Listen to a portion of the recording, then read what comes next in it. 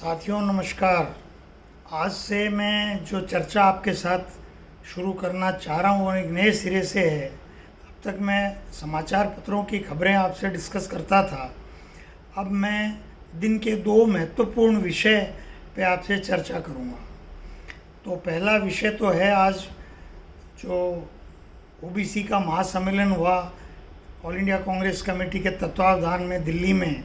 उसमें राहुल गांधी जी ने बहुत ही खुल कर के अपने मन की बात कही और कहा कि ओबीसी को लेकर के जो कुछ हमसे और काम होना चाहिए था वो अब हम अगर नहीं कर पाए तो अब करेंगे।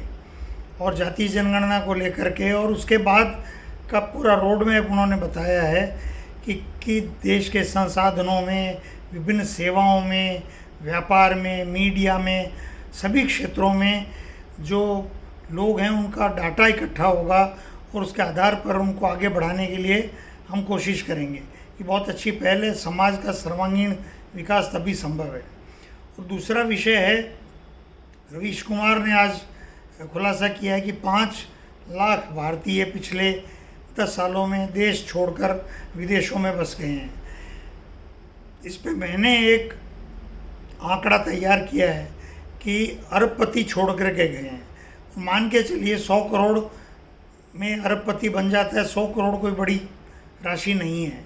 तो मान के चलिए कि कम से कम 500 करोड़ किसी के पास होंगे तो वो छोड़ कर गया होगा।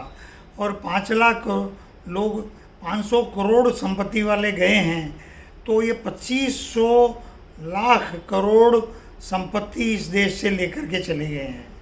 और इन देश को उन्होंने अनेक पैरामीटर्स में, अनेक मानदंडों में उपयोगी नहीं पाया, रहने के लिए योग्य नहीं पाया है।